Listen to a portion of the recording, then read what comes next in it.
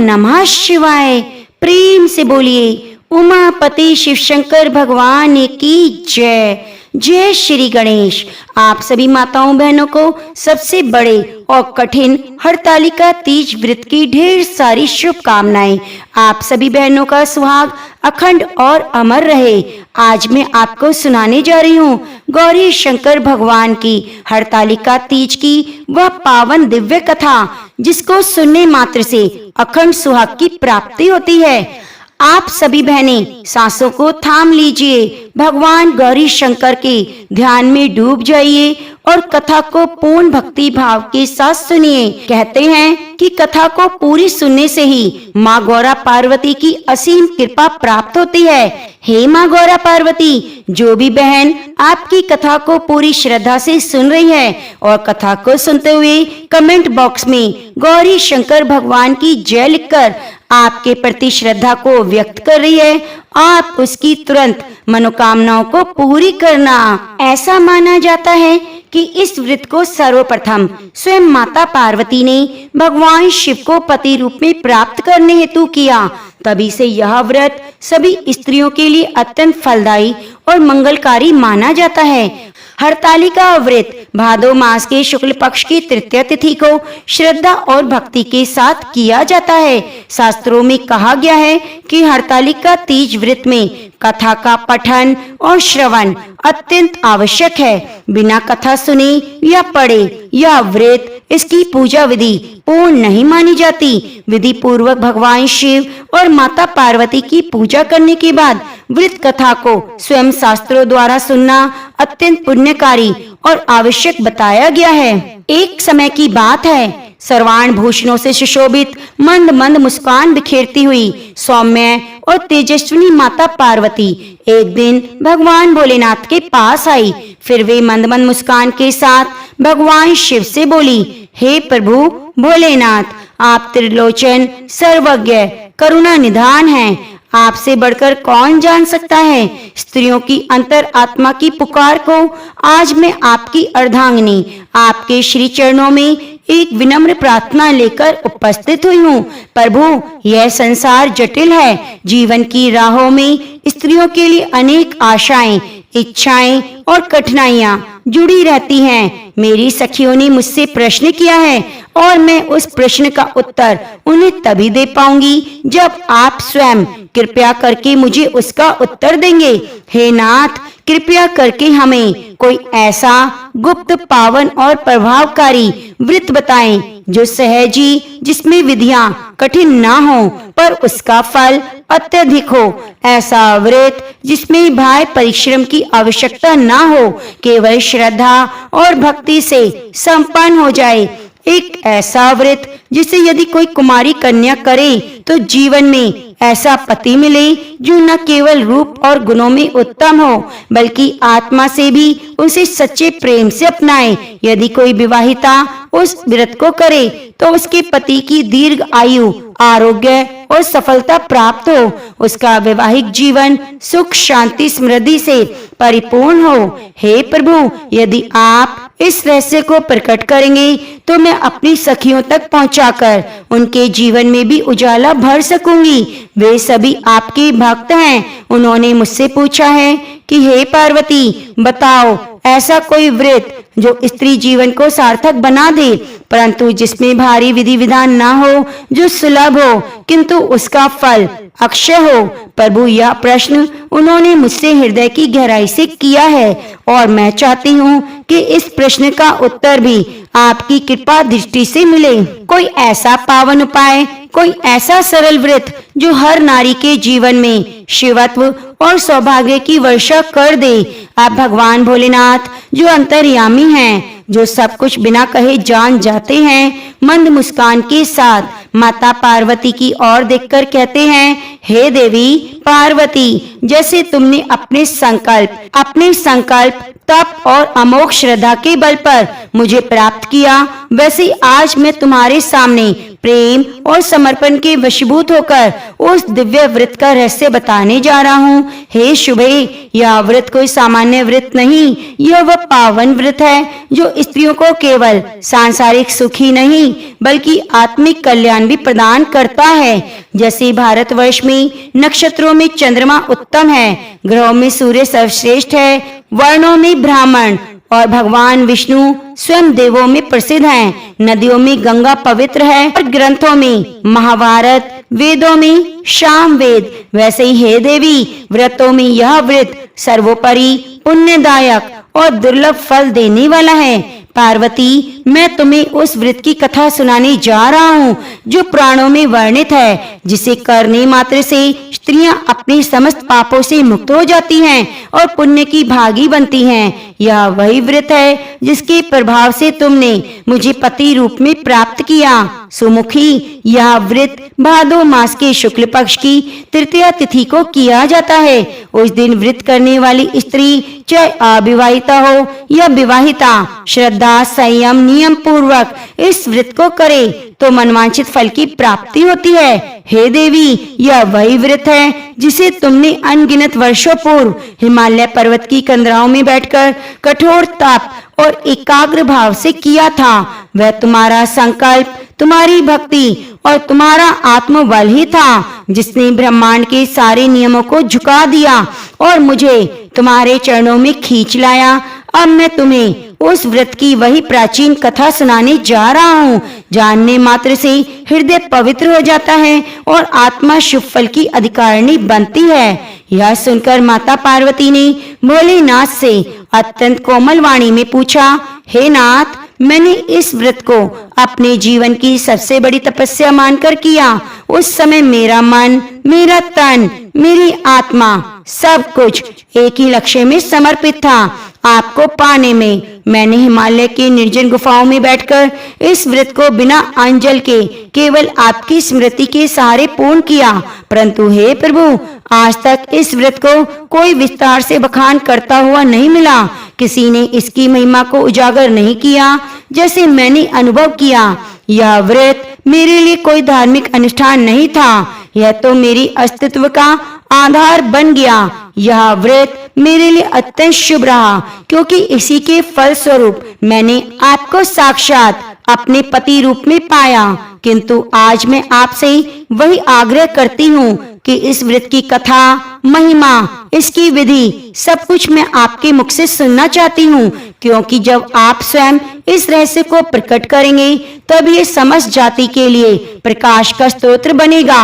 मैं चाहती हूँ कि मेरी जैसी अन्य स्त्रियां भी इस व्रत की महिमा को जानें, समझें, अपने जीवन में उसका लाभ प्राप्त करें। मैं चाहती हूँ यह कथा केवल एक स्मृति ना रहे बल्कि प्रेरणा बने, श्रद्धा और संकल्प की। अब भगवान शिव जो सदा अपने भक्तों की पुकार सुनते हैं, मंद मुस्कान के साथ माता पार्वती की ओर देखते हैं, शांत गंभीर स्वर में कहते हैं, हे देवी, आज मैं तुम्हें उस प्राचीन समय की स्मृति याद दिला रहा हूँ जब ये समस्त धरा अधिक शांत, अधिक पवित्र, तपस्वियों की तेज से आलोकित थी। उस समय पर्वतों में सर्वश्रेष्ठ हिमगिरी पर्वत देवताओं और ऋषियों का प्रिय था। वहाँ के वातावरण में एक दिव्य सुगंध बहा करती। चारों ओर नाना प्रकार के वृक्ष, आम, बिल्व, कल्प वृक्ष, चंपा, चमेली की मृदुल छाया में पशु पक्षी भी सौहार्द पूर्वक वास करते। वही हिमगिरी की वादियों में तरह तरह के फल लदे रहते। मंद मंद पवन बहती, देवगण वहाँ प्रसिद्ध होकर विचरण करते।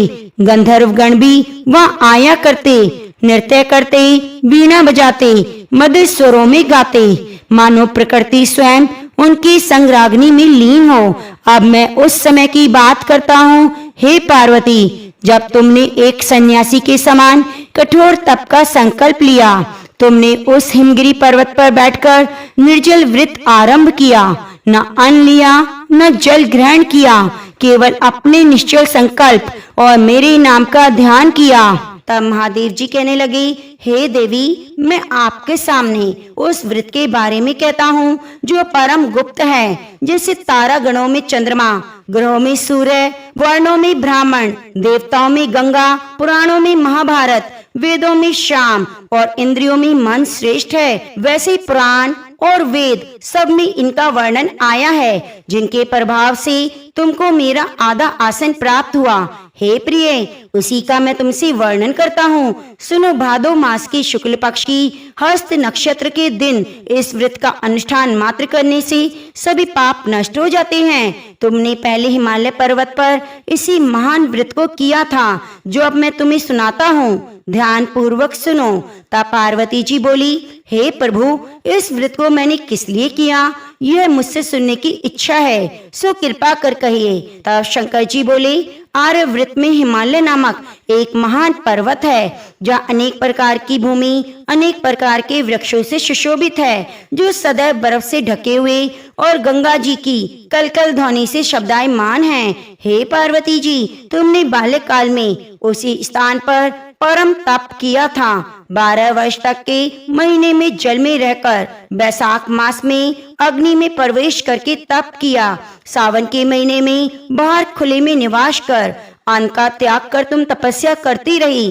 तुम्हारी उस कष्ट को देखकर तुम्हारे पिता को बड़ी चिंता हुई। चिंता में सोचने लगी कि मैं अपनी इस कन्या का विवाह किससे करूं। एक दिन देवऋषि नारद वहां आए और देवऋषि नारद ने तुम शैलपुत्री को देखा। तुम्हारे पिता हिमालय ने देव ऋषि को अर्घपाद आसन देकर सम्मान सहित बिठाया और कहा, हे मुनीश्वर, आपने यहाँ तक आने का कष्ट कैसे किया, कहिए क्या आज्ञा है। तब नारद जी बोले, हे गिरिराज, मैं श्री विष्णु जी का भेजा हुआ यहाँ आया हूँ।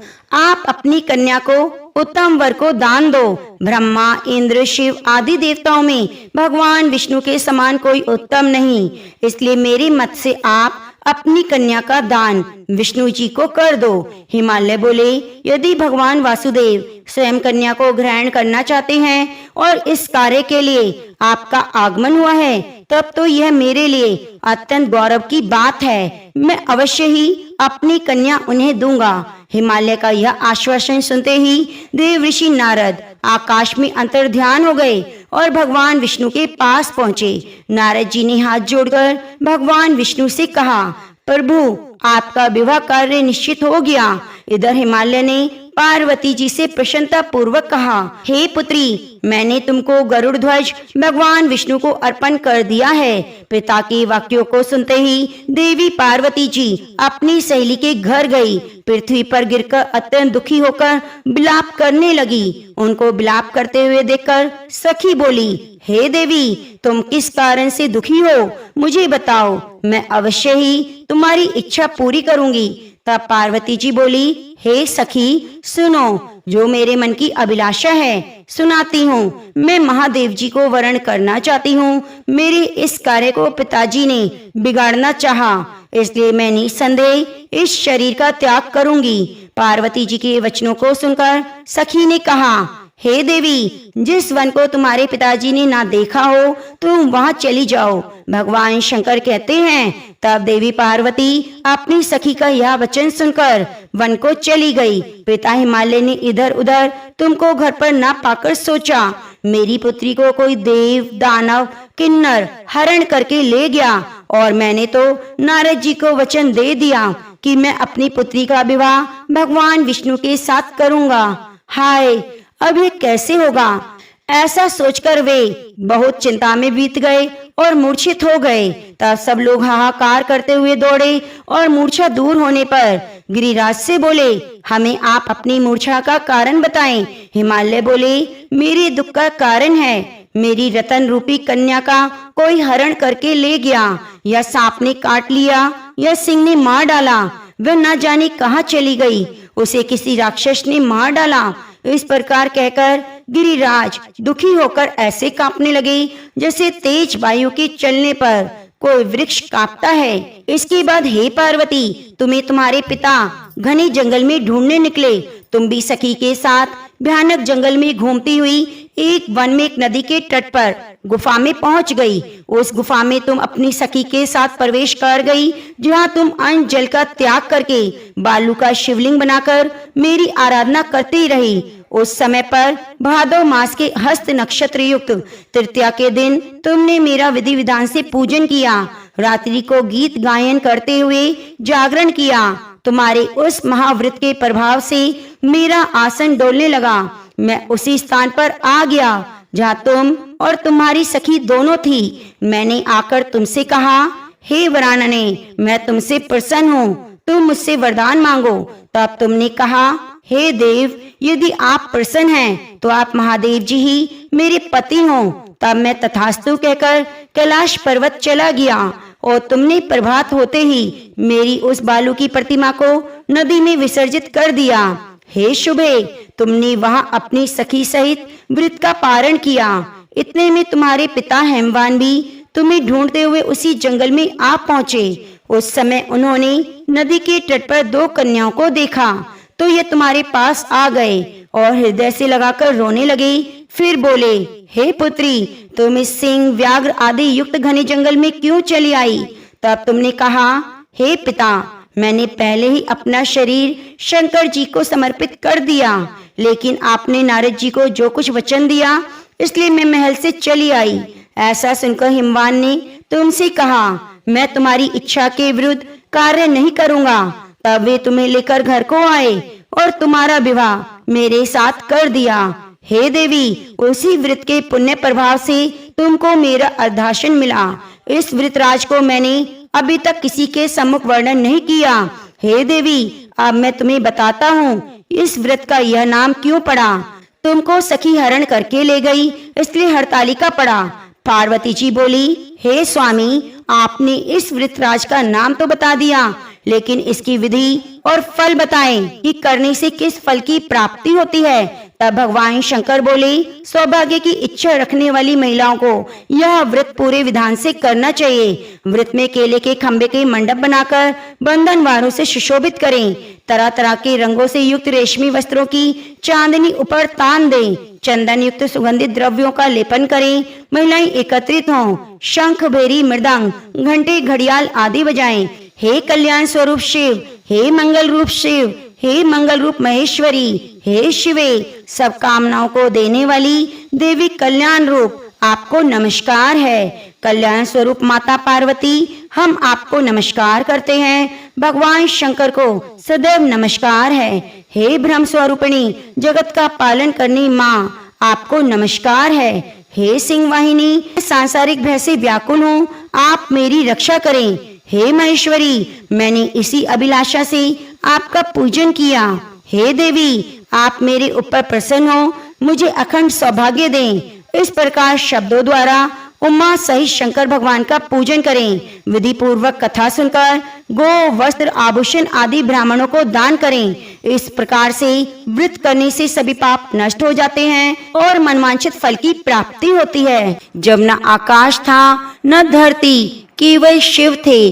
कहते हैं ब्रह्मा, विष्णु, महेश, यह त्रिदेव सृष्टि के संचालन के लिए उत्तरदायी हैं। परंतु इन त्रिदेवों से भी पूर्व जब कुछ भी नहीं था, तब केवल एक चेतना थी, शिव। वे न स्त्री थे, न पुरुष, न आदि न अंत, एक मौन गहराई से भरा अस्तित्व, जिनके भीतर शक्ति साक्षात समाहित थी। शिव उस ध्यान का नाम है जहाँ प्रेम, त्याग, तपस्या एक साथ सांस लेते हैं, और शक्ति अर्थात पार्वती वह ऊर्जा है जो इस ध्यान को अर्थ देती है। जब परम शिव ने सृष्टि की रचना का संकल्प लिया, तब उन्होंने अपने भीतर समाहित शक्ति को प्रकट किया।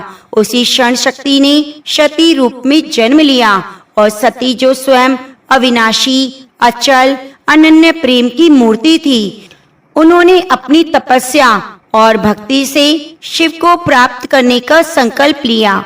परंतु प्रारंभ में सृष्टि ने उन्हें समझा नहीं। दक्ष प्रजापति सती के पिता उन्हें मात्र एक साधारण कन्या समझ बैठे और शिव को एक अघोरी, गोत्रहीन असंस्कारी मानकर उनका अपमान कर बैठे। जब दक्ष ने विशाल यज्ञ का आयोजन किया और शिव को आमंत्रित किया, सती की आत्मा शुद्ध हुई। वह जानती थी यह अपमान केवल उनके पति का नहीं बल्कि संपूर्ण तप का अपमान है। और तब यही कथा में आता है कि वह क्षण जिसे जानकर आज भी हर भक्त की आंखें भीग जाती हैं। सती ने अग्निकुंड में प्रवेश कर आत्मदाह कर लिया। अपने प्रेम, आत्मसम्मान और शिव की मर्यादा के लिए शिव विकराल हो उठे। उन्होंने वीरभद्र को उत्पन्न किया और संपूर्ण यज्ञ को भस्म कर दिया, परंतु फिर उन्होंने चुप्पी ओढ़ ली। उन्होंने सती के शव को कांधे पर लेकर संपूर्ण ब्रह्मांड में तांडव किया, ऐसा तांडव जिससे संपूर्ण जगत डगमगाने लगा। सती के जाने के बाद शिव मौन हो गए। उन्होंने संसार से मुंह मोड़ लिया। वे हिमालय पर समाधि में चले गए। वर्षों तक, युगों तक और प्रकृति उस प्रेम को देखती रही जो शब्दों में नहीं आंसुओं में बहता है। वह प्रेम था जिसमें न अधिकार था न अपेक्षा, बस समर्पण। वही दूसरी ओर सती ने जन्म लिया। पार्वती के रूप में हिमालय और मैना देवी के घर में एक अत्यंत सुंदर, सौम्य, तेजस्वी कन्या ने जन्म लिया। उसका नाम रखा गया पार्वती। पर वह स्वयं जानती थी वह केवल हिमवान की पुत्री नहीं, वह तो शिव की अर्धांगिनी है जो इस जन्म में भी उन्हें प्राप्त करने के लिए आई है। पार्वती बचपन से ही शिव के नाम में रमने लगी। तब उनकी सहेलियां फूलों से खेलती। वह बेल पत्र चुनकर भोलेनाथ के नाम से पूजा करती। जब कोई पूछता तो किससे विवाह करेगी तो वह मुस्कुराकर कहती, मैं तो उन्हीं की हूँ जो त्रिनेत्रधारी हैं, जो कैलाश पर विराजते हैं। जब सावन का पहला बादल उनके गांव में गरजा, पार्वती बालिका थी। बस उस वर्षा में उन्होंने एक व्रत का आरंभ किया, सावन सोमवार व्रत। क्या आप जानते हैं, सावन सोमवार व्रत का पहला संकल्प माँ पार्वती ने लिया। उन्होंने मिट्टी से भोलेनाथ की प्रतिमा बनाई, बेल पत्री अर्पण किए, कच्चे दूध से अभिषेक किया और 5 सोमवार तक निर्जल व्रत रखा, बस एक ही कामना के साथ, हे महादेव, यदि मेरा प्रेम सच्चा है तो आप मुझसे पुनः मिलेंगे, चारों युग लग जाएं। पार्वती का प्रेम केवल शिव को नहीं, संपूर्ण सृष्टि को स्पर्श करता गया। जब वे व्रत करती, पक्षी चुप हो जाते, फूल खिलने लगते, नदी भी उनके चरण धोने को उमड़ पड़ती। यह भक्ति केवल तप नहीं थी, यह एक स्त्री की पुकार थी, उस पुकार के लिए जो संसार से अलग है पर उससे ही उसका अस्तित्व जुड़ा है। एक दिन हिमालय की गुफा में शिव की आंख खुली। कहते हैं एक दिन शिव समाधि में थे, उनके भीतर एक कंपन उठा, एक ऐसी भावना जो वर्षों से लुप्त थी, किसी के प्रेम का कंपन। उन्होंने ध्यान में देखा एक कन्या जो दिन रात उनकी पूजा कर रही है, वर्षा में भीगती है, धूप में तपती है, पर विचलित नहीं होती। शिव मुस्कुराए। उन्होंने पहली बार सावन की हवा को महसूस किया और कहा, शक्ति लौट आई है। शिव ने तब ध्यान में पार्वती को देखा।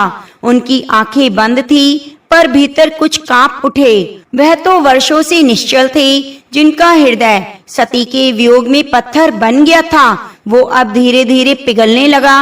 उनकी रुद्र ऊर्जा स्थिर हुई और प्रेम ऊर्जा धीरे धीरे उभरने लगी। उनके भीतर एक भाव उठ रहा था, कौन है यह कन्या जो मुझे इतने वर्षों बाद भी नहीं भूली। शिव ने नंदी को बुलाया, गणों का इशारा किया।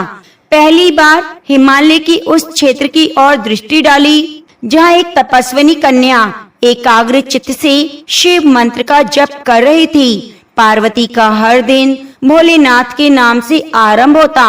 सुबह वह सबसे पहले बेलपत्री चुनती, इतनी भक्ति से जैसे हर पत्र में अपना हृदय समर्पित कर रही हो। फिर शुद्ध जल, कच्चा दूध, दही, शहद से एक छोटा सा लोटा भरती और मिट्टी से बने शिवलिंग को स्नान कराकर अपना सोमवार व्रत शुरू करती।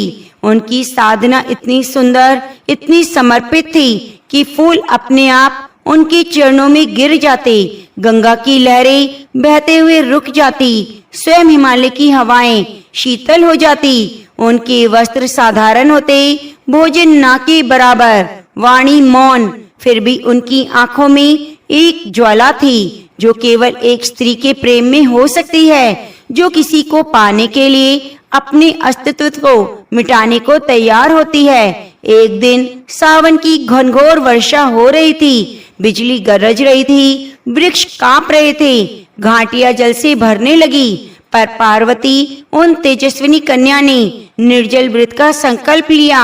वह हिम गुफा के सामने बैठी और शिव के ध्यान में तल्लीन हो गई। उनके चारों ओर पानी भर रहा था, हवा चीख रही थी, पर उनकी पलकें नहीं झपकी। शिव कैलाश पर ध्यान मुद्रा में थे, पर आज इस वर्षा में, सावन में उन्हें सती की याद नहीं आई। उन्हें गौरी दिखी, उनका चेहरा वही था, पर अधिक नर्म, अधिक करुणामयी, आंखों में अनंत प्रेम जो सागर को भी शांत कर दे। शिव की जटाओं से गंगा झरने लगी। उन्होंने कहा, यदि वह शक्ति है जो मुझे पाने को जन्म जन्म का संकल्प ले चुकी है, तो क्या मैं मौन हूँ? मुझे जाना होगा, मुझे उसे पहचानना होगा। शिव ने समाधि तोड़ी, आंखें खुली, समस्त कैलाश लोक गूंज उठा। नंदी, भृंगी, गण, किन्नर सब समझ गए कि शिव के भीतर फिर से सृजन का संकल्प जाग गया है। उन्होंने अपने मस्तक की भस्म पोंछी, नयन खोले और बोले, अब समय है शक्ति से मिलने का, अब समय है उस भक्ति को उत्तर देने का जो वाणी नहीं बल्कि आत्मा से बह रही है। उधर देवलोक में ब्रह्मा जी, विष्णु जी ने देखा कि शिव समाधि से बाहर आ चुके हैं। उन्होंने देवऋषि नारद को भेजा पार्वती से मिलने के लिए। नारद जी पार्वती से मिलने गए। उन्होंने कन्या को देखकर हंसते हुए कहा, हे पार्वती, तुम तो हिमवान की पुत्री हो, राजकुमारी हो, फिर क्यों इस अघोरी योगी के लिए स्वयं को तप में झोंक रही हो? पार्वती मुस्कुरा उठी, उनकी आंखों में आंसू थे, पर गर्व से वह बोली, नारद मुनि, शिव केवल योगी नहीं, वे स्वयं सत्य हैं। वे न जीवन से बंधे हैं, न मृत्यु से डरे हैं। मैं जिस दिन से जन्मी हूँ, उसी दिन से उनके नाम की माला मेरी श्वासों में गूंजती है। अगर वह मुझे ना मिले तो जीवन हो या मृत्यु, क्या अंतर? जब लक्ष्मी जी ने यह सुना तो स्वयं पार्वती जी से मिलने आई। उनके साथ भगवान नारायण भी थे। लक्ष्मी जी ने पार्वती को गले से लगाकर कहा, हे गौरी, तू केवल एक कन्या नहीं, तू स्वयं प्रकृति है। जब तू प्रेम करती है तो ये सृष्टि मुस्कुराती है। मैं स्वयं नारायण से प्रेम करती हूँ, पर तेरे प्रेम में जो समर्पण है वह अद्भुत है। विष्णु जी बोले, शिव निश्चिंत ही तुम्हें स्वीकार करेंगे, क्योंकि प्रेम केवल पाने का नाम नहीं, वह तो समर्पण है, और तुझसे बढ़कर कोई समर्पित नहीं। अब शिव ने रूप बदला। वे एक वृद्ध ब्राह्मण का रूप लेकर पार्वती के सामने आए। उन्होंने कहा, हे कन्या, तू शिव से विवाह करना चाहती है? क्या तू नहीं जानती कि वे शमशान के वासी हैं? उनके पास न धन है, न गहने, न वंश, न कुल। पार्वती ने शांत स्वर में कहा, यदि प्रेम के लिए धन, वंश, गहने चाहिए तो प्रेम नहीं, व्यापार है। मैं शिव से प्रेम करती हूँ क्योंकि वे सत्य हैं। सत्य से बड़ा कोई श्रृंगार नहीं। शिव मुस्कुराए और उन्होंने उसी क्षण अपना असली रूप प्रकट किया। त्रिनेत्र, जटाएं, गंगा, चंद्र, नाग, डमरू और अद्भुत तेजस्विता। पार्वती की आंखें नम हो गई। शिव बोले, हे गौरी, अब मैं तुम्हें परीक्षा में नहीं डालूंगा। तू सती थी, तू पार्वती है, अब तू मेरी शक्ति बनकर मेरे साथ रहेगी। जैसे शिव और पार्वती का मिलन हुआ, सावन की वर्षा रुक गई। आकाश में इंद्रधनुष खिल गया। कैलाश पर्वत पर पुष्पों की वर्षा होने लगी और सृष्टि ने पहली बार शिव और शक्ति का पुनर्मिलन देखा। प्रिय भक्तों, सावन के एक अद्भुत सोमवार को जब पार्वती जी शिव जी के असली रूप को देखती हैं, तो उनके नेत्रों से अश्रुधारा बह रही होती है। कई जन्मों की तपस्या, कई वर्षों की प्रतीक्षा, हर सावन की एक एक बूंद आकर पार्वती के जीवन की पूजा को स्वीकारता मिलती है। शिव कुछ नहीं कहते, वे बस पार्वती के हाथों को थाम लेते हैं और यह वह स्पर्श होता है जब सृष्टि का पहला मौन वचन जन्म लेता है। शब्द नहीं चाहिए।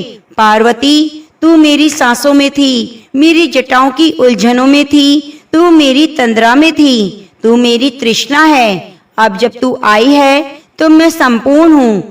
पार्वती और शिव के इस पुनर्मिलन पर संपूर्ण त्रिलोक में उत्सव छा गया। ब्रह्मा, विष्णु, लक्ष्मी, नारायण सभी कैलाश पर आते हैं।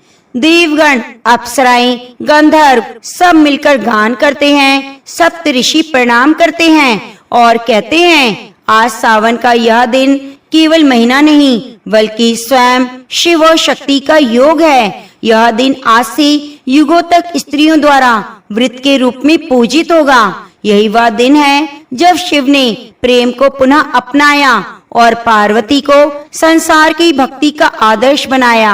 अब कैलाश पर चलते हैं। विवाह की तैयारियां हो रही हैं। किन्नर शिव की बारात सजाते हैं। विष्णु जी पार्वती के कन्यादान करता बनते हैं। लक्ष्मी माता विवाह मंडप सजाती हैं। नंदीगण विवाह का संगीत गाते हैं। शिव स्वयं बेलपत्री और त्रिपुण से मंडप को अलंकृत करते हैं और सावन की वर्षा वो तो मानो प्रेम के आशीर्वाद में झूम रही होती है। हर वृक्ष, हर पत्ता, हर पुष्प जय शिव शक्ति का जप कर रहा होता है। रात की चांदनी में शिव और पार्वती एक साथ बैठते हैं। चारों ओर दीप जलते हुए कैलाश पर सजीवता है, पर भीतर एक शांत प्रेम। पार्वती पूछती हैं, स्वामी, क्या आपने मुझे कभी चाहा था जब मैं वर्षों तक तप में लगी रही? शिव मुस्कुराकर उत्तर देते हैं, पार्वती, तुम जब जंगल में तप कर रही थी, मैं हर वृक्ष की छाया में था। तब तुम वर्षा में भीग रही थी, मैं हर बूंद में था। जब तुम निर्जल उपवास करती थी, मैं तुम्हारे भीतर बैठा तुम्हारा संकल्प पीता था। तुम मुझे पाना नहीं चाहती थी, तुम मुझे पहचान रही थी। अब मैं तुम्हारा हूँ। तभी आकाश से एक वाणी होती है, आज से सावन का प्रत्येक सोमवार स्त्रियां शिव के लिए व्रत रखेंगी और पार्वती जैसा प्रेम पाना चाहेंगी। जो भी स्त्री श्रद्धा से यह व्रत रखेगी वे पार्वती के समान सौभाग्यशाली होगी। जो पुरुष इस व्रत में सच्चे प्रेम से शिव का ध्यान करेगा उसे जीवन की शक्ति मिलेगी। और उसी दिन से 16 सोमवार व्रत की परंपरा चल पड़ी। शिव के संग परिणय सूत्र में बंधने के बाद सावन का अगला सोमवार आया। पार्वती ने फिर व्रत किया। शिव ने पूछा, अब भी पार्वती ने कहा, व्रत केवल पाने के लिए नहीं होता, यह निभाने के लिए भी होता है। अब मैं तुम्हें अपने भीतर बनाए रखने के लिए व्रत रखूंगी ताकि तुम्हें कभी मेरे बाहर ढूंढना ना पड़े। शिव मौन हो गए। उन्होंने पार्वती के चरणों में पुष्प चढ़ाए और कहा, अब मैं स्वयं तुम में वास करूंगा और तुम्हारे प्रत्येक रूप में पृथ्वी पर पूजा होगी। एक दिन लक्ष्मी नारायण भी कैलाश आए। वहां बैठकर शिव, पार्वती और लक्ष्मी नारायण के बीच अद्भुत संवाद हुआ। प्रेम, त्याग, स्त्री की गरिमा, पुरुष का कर्तव्य, इन सब विषयों पर चर्चा हुई। लक्ष्मी बोली, प्रेम सबसे कठिन कार्य है, प्रतीक्षा, और पार्वती ने यह भी की।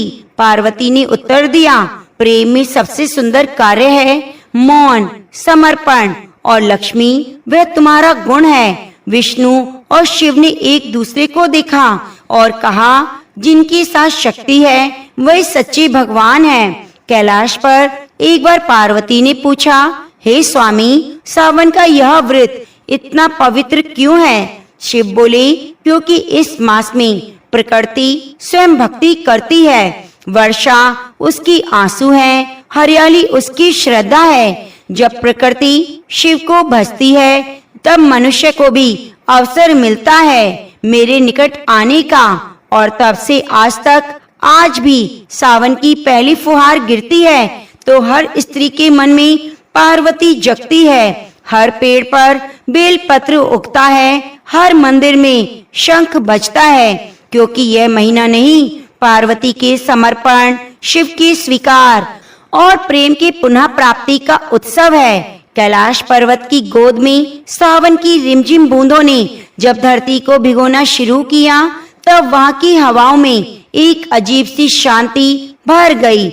गंगा की कलकल ध्वनि मंद पड़ गई, मानो शिव पार्वती की प्रेम की कथा को सुनने के लिए स्वयं स्थिर हो गई हो। मंदार पर्वत की गुफाओं में हर तरफ से बस एक ही स्वर गूंजता, हर हर महादेव। पार्वती माँ शिव के समीप बैठी थी। उनके हाथों में बेल पत्र की थाली थी। वह थाली बहुत सुंदर थी। उसमें बेल पत्र, दूध, शहद, अक्षत, सफेद चंदन और छोटे छोटे पुष्प थे, जो स्वयं प्रकृति ने उनके चरणों में समर्पित कर दिए। पार्वती बोली, स्वामी, यह सावन मास मुझे इतना प्रिय क्यों लगता है? इसका क्या कारण है? महादेव मुस्कुराए। वह मुस्कान न सिर्फ पार्वती को बल्कि सृष्टि के हर अंश को भीतर तक छू गई। शिव बोले, उमा, प्रिय सावन सिर्फ ऋतु नहीं, यह तो हमारे मिलन का लीला प्रतीक है। अब जब जब यह मास आता है, हर भक्त अपने भीतर हम दोनों की कथा का अनुभव करता है। तुम मुझसे 108 जन्मों की तपस्या के बाद विवाह पाया। हर सावन वह प्रेम फिर से जी उठता है। पार्वती की आंखें भर आई, पर वह आंसू दुख के नहीं बल्कि संपूर्णता के थे। एक दिन पार्वती जी ने शिव जी से कहा, नाथ, क्यों ना हम सावन मास के इन दिनों में अपने भक्तों पर कुछ विशेष कृपा प्रदान करें। जो तुम्हारा नाम ले, मैं उसकी रक्षा करूं। जो मेरी पूजा करे, तुम उसकी इच्छा पूर्ण करो। जो हम दोनों की कथा प्रेम से सुने, उन दोनों को अपना बना लो। शिव ने कहा, तथास्तु। जो भक्त सावन में एक समय भी इस कथा को सुनेगा, उसके हृदय में हम निवास करेंगे। कैलाश पर्वत पर तुलसी के पौधे स्वयं महकने लगे। केले के वृक्षों से सुनहरी किरणें निकलने लगी। लक्ष्मी जी, जो विष्णु भगवान के समीप क्षीर सागर में विराजती थी, वह भी कथा को सुनने के लिए आ गई। लक्ष्मी जी ने पार्वती माँ के चरणों में प्रणाम किया और कहा, माँ, आपकी कथा वह अमृत है जिसे मैं सदा वैकुंठ में लाना चाहती थी। पार्वती मुस्कुराई, उन्हें हृदय से लगा लिया। वहीं भगवान नारायण भी प्रकट हुए और शिव से बोले, प्रभु, आपकी ये सौम्य लीला ब्रह्मा विष्णु महेश की भी विस्मित कर देती है। शिव बोले, नारायण, इस संसार में प्रेम से बड़ा कोई ज्ञान नहीं। सावन वह अवसर है जब प्रेम, तपस्या, त्याग तीनों का संगम होता है। इसी सावन मास में एक बालिका जिसका नाम था गौरी, शिव को पाने की प्रबल इच्छा से व्रत करना शुरू किया। वह प्रतिदिन एक बेल पत्र लेकर जंगल जाती, शिवलिंग पर चढ़ाती। उसका मन निर्मल था, आंखों में बस शिव का नाम था। एक दिन बारिश इतनी अधिक हुई कि गौरी रास्ते में फिसल गई और हाथ से बेल पत्र गिर गया। वह रोने लगी, हे शिव, आज मैं बेलपत्र नहीं चढ़ा सकी। क्या मेरा व्रत अधूरा रह गया? तभी सामने एक तेज प्रकाश हुआ। स्वयं शिव प्रकट हुए। शिव ने कहा, हे पुत्री, जो प्रेम से रोता है वह भी मेरी आराधना करता है। आज तूने बेलपत्र नहीं चढ़ाया, पर अपने हृदय को अर्पण कर दिया। यह सबसे बड़ा पुष्प है। उस दिन से गौरी को भक्त राजा की उपाधि मिली। उसने एक कन्या के रूप में संपूर्ण गांव को भक्ति का मार्ग दिखाया। सावन के दिनों में पार्वती की सखियां विजया, जया, मंजरी, कल्याणी सब कैलाश पर उपस्थित थीं। वे सब शिव पार्वती के प्रेम की लीला गा रही थीं। कोई झूला डाल रही थी, कोई मेहंदी रच रही थी, कोई बेल पत्रों की माला बना रही थी। उसी समय पार्वती जी बोली, हे सखियों, आज हम झूला झूलेंगे और शिव को सावन का राग सुनाएंगे। शिव सन्यासी रूप में खड़े थे, किंतु उस दिन उन्होंने गले में माला डाली, भस्म को साफ किया और रुद्रवंशी पर राग मल्हार बजाना शुरू किया।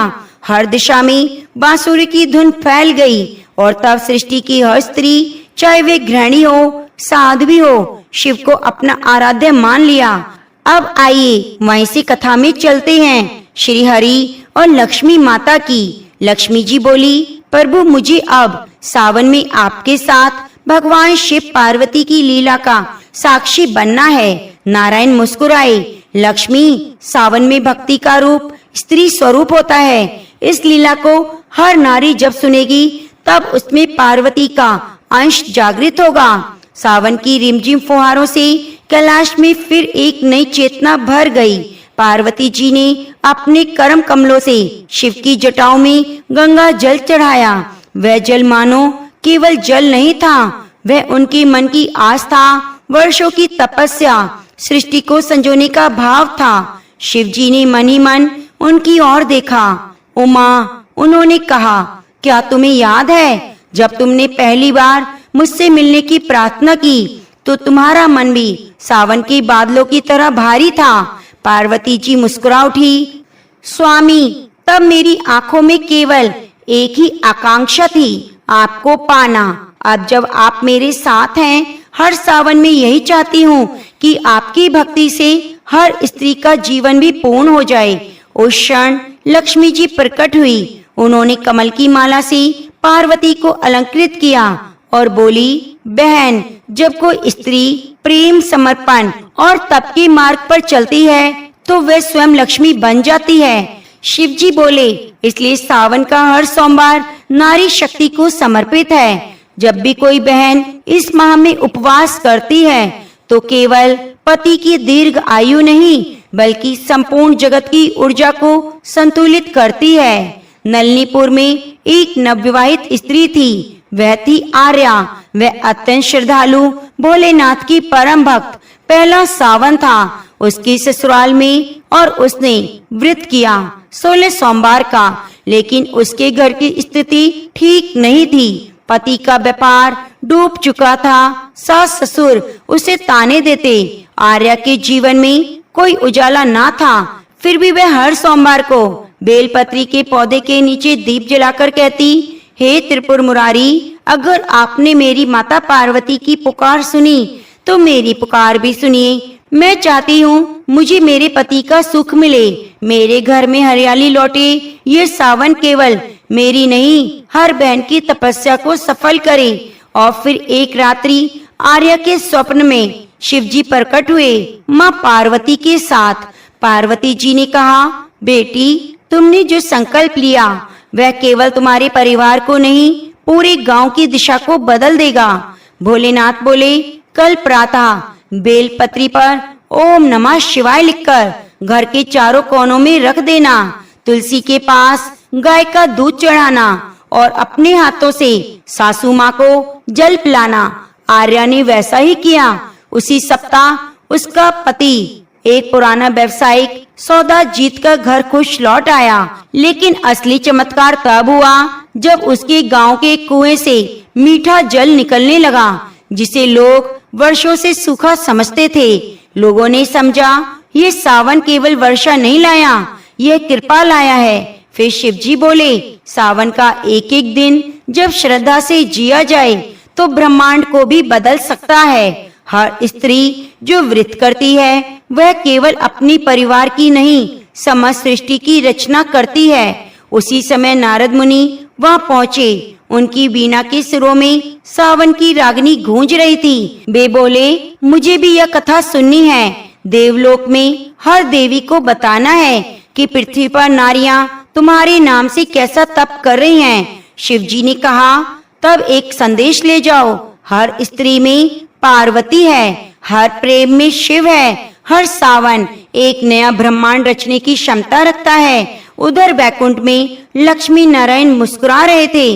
लक्ष्मी जी बोली, स्वामी, शिव पार्वती के प्रेम को देखिए। वह तप से जन्मा, भक्ति से पला और सावन में खिला। भगवान विष्णु ने उत्तर दिया, इसलिए हर सावन में जब स्त्रियां व्रत करती हैं तो हम दोनों पति पत्नी भी उन्हें आशीर्वाद देने के साथ साथ धरती पर उतरते हैं। और उस वर्ष की रक्षाबंधन की रात जब आर्या ने अपने देवर को राखी बांधी तो उसकी कलाई पर भी एक चमत्कारी रक्षा सूत्र स्वयं शिव जी ने बांधा, जिसे केवल आर्या की आंखों ने देखा और मन में अनुभव किया। ठीक उसी क्षण शिव जी ने पार्वती की ओर देखा और बोले, देवी, सावन की कथा तो चलती ही जाएगी, अब समय है अगले रहस्य को प्रकट करने का। क्या तुम्हें उस बट वृक्ष की कथा सुनना चाहोगी? पार्वती जी मुस्कुराई। उन्होंने अपनी स्मृति के झरनों से एक और कथा का द्वार खोला। प्रिय भक्तों, सावन की उस दिव्य संध्या में जब कैलाश पर्वत पर हरियाली की छाया गहराने लगी, पार्वती जी अपने प्रभु शिव के चरणों में बैठी थी। वायु में सुगंधित पुष्पों की महक थी। मंद बयार उनके केशों से खेल रही थी और पास ही नंदी, माँ लक्ष्मी, भगवान नारायण, गणेश जी उपस्थित। वह वातावरण देवताओं की एक दिव्य संगम सभा प्रतीत होता था। शिव जी मुस्कुरा रहे थे, जिसे सावन की पहली बूंद किसी तपती धरती को सुकून देती है, वैसे ही पार्वती के भीतर उठते संशयों को शांति मिल रही थी। देवी पार्वती बोली, आपने मुझे मेरा पूर्व जन्म बताया, लेकिन क्या केवल तपस्या से ही शिव को पाया जा सकता है? क्या कोई और मार्ग है? शिव ने पार्वती के सिर पर स्नेह से हाथ फेरा और बोले, उमा, जिसके मन में सच्चा प्रेम होता है वह शिव स्वयं वास करते हैं। साधना केवल शरीर की नहीं होती, प्रेम की, श्रद्धा की, समर्पण की भी होती है। और तब शुरू हुई एक और कथा, जन्म की, एक और स्त्री की। प्रिय भक्तों, बहुत समय पहले की बात है। एक नगर में सुंदरी नाम की कन्या रहती थी। वह रूपवती थी, लेकिन उससे भी अधिक थी उसकी भक्ति। वह हर सोमवार को उपवास करती, बेलपत्र चढ़ाती और महादेव का नाम गाते हुए पूरे नगर में घूमती। लोग उसे पागल कहते, क्योंकि उसका विवाह किसी पुरुष से नहीं हुआ था। उसने प्रतिज्ञा की, जब तक शिव स्वयंवर नहीं बनते, मैं सांसारिक बंधनों में नहीं बंधूंगी। उनकी भक्ति इतनी प्रखर थी कि स्वयं माँ लक्ष्मी ने विष्णु जी से कहा, स्वामी देखिए, यह कन्या इस जीवन में शिव को पा जाएगी, क्या हमें इसकी परीक्षा नहीं लेनी चाहिए? विष्णु मुस्कुराए और बोले, परीक्षा नहीं, पार की दृष्टि होनी चाहिए। ये सच्चा प्रेम है, परीक्षा की वस्तु नहीं। तभी नारद मुनि को भेजा गया सुंदरी की भक्ति को मार्गदर्शन देने। नारद जी उसके पास गए और बोले, बेटी, तुम शिव की भक्ति करती हो, पर क्या तुम्हें शिव स्वीकार करेंगे? वह तो बैरागी हैं, शमशान वासी हैं। तुम गृहस्थ जीवन चाहती हो। तो सुंदरी बोली, मैं तो वह जीवन चाहती हूँ जहाँ शिव हो, चाहे वह शमशान हो, चाहे हिमालय, जहाँ वे रहें वही मेरा संसार हो। यह सुनकर नारद मुस्कुराए और वापस लौटकर उन्होंने शिव जी को सब बताया। कैलाश लौटने पर वर्तमान में पार्वती जी मंद मंद मुस्कुराई, तो प्रभु, वह कन्या मैं ही थी। हाँ देवी, शिव बोले, तुम्हारा जन्म शिव के लिए ही समर्पित रहा। हर जन्म में तुम्हें भक्ति की प्रेम किया, अंततः तुमने मुझे पाया। पर कथा अभी यही नहीं रुकी, अब दृश्य बदलता है। धरती पर सावन की पूर्णिमा का वन में एक दिन एक वृद्धा अपने पोते को शिव पार्वती की कथा सुना रही थी। उसकी आंखों में आंसू थे, पर आवाज में श्रद्धा थी। उस बालक का नाम था सुदर्शन, जो बाद में आगे चलकर एक महान तपस्वी बना। वही बालक आगे जाकर पार्वती के पुत्र कार्तिकेय के शिष्य बने। और फिर कथा का मोड़ आया, जब पार्वती माता लक्ष्मी के साथ एक दिव्य वन में जाती है, जहाँ तुलसी, केले और बेल के वृक्षों की छाया थी। वहाँ दोनों सहेलियों के रूप में समय बिताती है। माँ लक्ष्मी पार्वती को एक अद्भुत व्रत की विधि बताती है। सावन में 16 सोमवार व्रत करने से न केवल शिव प्रसन्न होते हैं, बल्कि स्त्रियों का सौभाग्य अखंड होता है। यह व्रत केवल व्रत नहीं, स्त्री की आत्मा का शिव से संवाद है। पार्वती यह व्रत करती है और स्वयं उनके सामने शिव पुनः एक वर के रूप में प्रकट होते हैं। शिव बोले, देवी, तुमने हर जन्म में मुझे पाया, पर इस जन्म में सावन की इस पूर्णता में मैं तुम्हें अर्धांगिनी से भी अधिक मानता हूँ। तुम मेरी शक्ति हो, मेरी चेतना हो, मेरे अस्तित्व का साकार रूप हो। उस दिन कैलाश में वर्षा हुई। लक्ष्मी नारायण, ब्रह्मा, सरस्वती, गणेश, कार्तिकेय सभी उस पावन मिलन की साक्षी बने। तब माँ पार्वती के मुख से वह अमृत में वाक्य निकलता है, हर स्त्री में पार्वती है, हर प्रेम में शिव। सावन न केवल वर्षा का मास है, यह आत्मा के शिव से मिलन का मास है। और जब हिमालय की उस शीतल गुफा में पार्वती जी के नेत्रों से सावन की हरियाली के रंग टपकने लगे, तब स्वयं शिव शंभु ने मंद मुस्कान से उनकी ओर देखा और बोले, देवी, इस संसार में तुम ही वह शक्ति हो जो प्रत्येक रथ को भाव देती है, पर सावन, यह तो तुम्हारी अंतर मन का प्रतिरूप है। हर बादल में तुम्हारे मन की व्याकुलता है, हर बूंद में तुम्हारी तपस्या की ध्वनि। और जब यह हरियाली फैलती है तो लगता है मानो तुम्हारी प्रेम गाथा पृथ्वी पर उतर आई हो। पार्वती मुस्कुरा दी।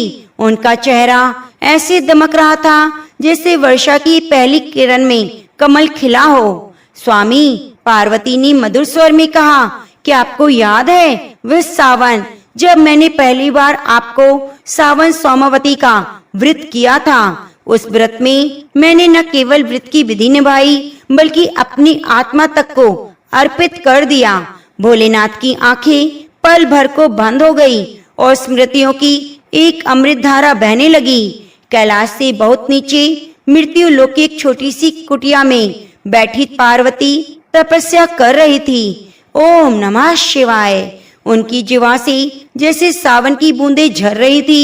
हर सोमवार को बेलपत्र चढ़ाती, बिना अन्न केवल जल से उपवास, वृक्ष की छाया में बैठकर मिट्टी से बने शिवलिंग की पूजा करती। हर बार जब वर्षा की एक बूंद उसकी काया को छूती, वह कहती, हे महादेव, मेरी यह पूजा तब तक अधूरी है जब तक आप स्वयं आकर इसे स्वीकार ना करें। उस समय कैलाश में दिव्य गतिविधि हो रही थी। लक्ष्मी जी नील वर्णा कमला आसन पर आसीन होकर श्री हरि के साथ शिवालय आई।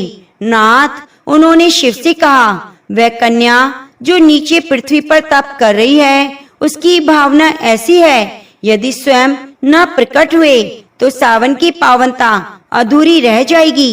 कृपया करें, अपने प्रेम का उत्तर दें। शिव मुस्कुराए। लक्ष्मी जी, आपने सत्य कहा, जिस भाव में अर्पण हो वही भाव ईश्वर को खींच लेता है। मैं उसी क्षण उसकी पुकार पर उतरूंगा। सावन की अमावस्या की रात थी। बिजलियां रह रहकर चमक रही थी। पार्वती जब एकाग्र होकर ध्यान में लीन थी, तभी उनकी आंखों से एक प्रकाश समा गया। भोलेनाथ स्वयं उनके सामने प्रकट हो चुके थे। शिव जी ने कहा, देवी, तुमने अपनी भावनाओं से मुझे बांध लिया। तुम्हारे इस व्रत ने स्वयं मुझे विवश कर दिया। तुम्हारी यह श्रद्धा सावन की सबसे पावन कथा बनेगी। पार्वती की आंखों से सावन मास उमड़ पड़ा। वह वर्षा आंसुओं की नहीं, मिलन की थी। इसके बाद शिव जी ने पार्वती को एक परीक्षा दी। देवी, यदि तुम सच में मुझे पति रूप में स्वीकार करना चाहती हो तो अगले 16 सावन तक तुम यह व्रत करोगी और हर बार अपने प्रेम की गहराई को सिद्ध करोगी। तब पार्वती जी बोली, हे प्रभु, एक नहीं अनंत जन्मों तक भी मुझे यह व्रत करना पड़े तो मैं करूंगी, क्योंकि मेरे लिए यह केवल व्रत नहीं, मेरे प्राणों की शपथ है। तभी आकाश से एक तेज प्रकाश हुआ। लक्ष्मी नारायण स्वयं प्रकट हुए। बोले, पार्वती, तुम्हारे इस प्रेम से हम स्वयं प्रभावित हैं। जो भी स्त्री तुम्हारे इस व्रत को सावन में श्रद्धा से करेगी, उसे न केवल पति की लंबी आयु बल्कि अखंड सौभाग्य और लक्ष्मी की कृपा प्राप्त होगी। 16वें सावन की पूर्णिमा को शिव और पार्वती ने एक बार फिर से नई प्रतिज्ञा के साथ एक दूसरे को अर्पित किया। इस बार केवल कैलाश नहीं, हमारा प्रेम हर नदी, हर पेड़, हर वर्षा, हर बूंद उसमें बहेगा। सावन न केवल व्रत का महीना होगा बल्कि यह होगा शिव पार्वती की मिलन का उत्सव। भोलेनाथ ने अंत में कहा, जो स्त्री इस कथा को सावन में श्रवण करती है, उसके जीवन में न केवल प्रेम की अनुभूति होगी बल्कि उसका मन भी शिव जैसा शांत और सौम्य बन जाएगा। पार्वती जी ने मुस्कुराकर अपनी सखियों की ओर देखा। सावन केवल एक ऋतु नहीं, यह एक तपस्या है, एक मिलन है, एक स्त्री के प्रेम की पराकाष्ठा है। शिव जी की बातें सुनकर पार्वती जी की आंखों में प्रेम की अश्रु झलक आए। उन्होंने भोलेनाथ का हाथ थाम लिया और बोली, स्वामी, आपने तो मेरा सारा तप, सारी प्रार्थनाओं का फल एक ही वाक्य में दे दिया, जब आपने कहा मैं केवल आपकी अर्धांगिनी नहीं बल्कि आपके साथ हर युग में पुनः पुनः जन्म लेने वाली प्रेम की शक्ति हूँ। शिव मुस्कुराए। हिमालय की ऊंचाइयों पर बैठा वह युगल इस समय न केवल पति पत्नी था बल्कि ब्रह्मांड की दो दिव्य शक्तियां, सृजन और संहार की करुणा। कैलाश की वादियां हरियाली से सजी थी, तुलसी की महक वातावरण में व्याप्त थी। माँ पार्वती ने अपने दोनों हाथों से शिव की मस्तक पर बेलपत्र चढ़ाए, सावन सोमवार का व्रत प्रारंभ किया। इस व्रत में पार्वती ने केवल अपनी तपस्या को दोहराया नहीं बल्कि संसार की हर नारी के लिए एक मार्ग बनाया। कैसे प्रेम, विश्वास और समर्पण से हर स्त्री अपने जीवन में शिवत्व को प्राप्त कर सकती है। शिव जी बोले, उमा, जो भी नारी तुम्हारे इस व्रत को श्रद्धा से करेगी वह न केवल सुख वैवाहिक जीवन पाएगी बल्कि जीवन में मेरी कृपा तुम्हारे जैसी सखी बनकर सदा बहेगी। और तभी वहां प्रकट हुए लक्ष्मी नारायण शंख की मधुर ध्वनि के साथ।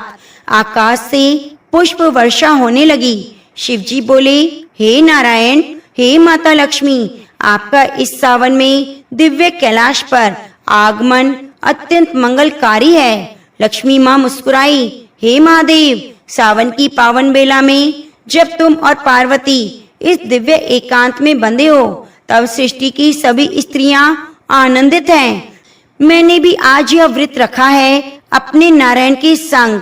और वहीं कैलाश पर चारों ओर दीप जल उठे। बेलपत्री के पत्तों की माला, केले के वृक्ष की छांव, गंगा जल से शुद्ध किया गया शिवलिंग, सबने उस दृश्य को देवताओं का उत्सव बना दिया।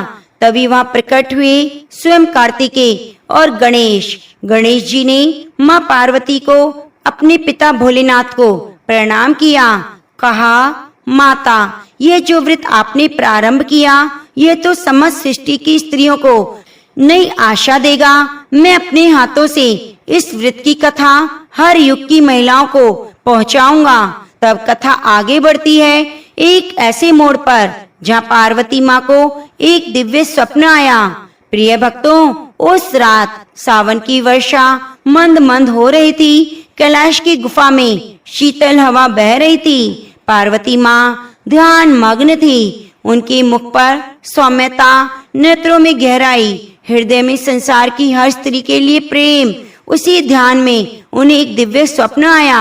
एक छोटी कन्या दिखी, 16 वर्ष की, सांवले चेहरे की, बहुत अद्भुत तेज, होठों पर मधुर मुस्कान, आंखों में अथाह श्रद्धा।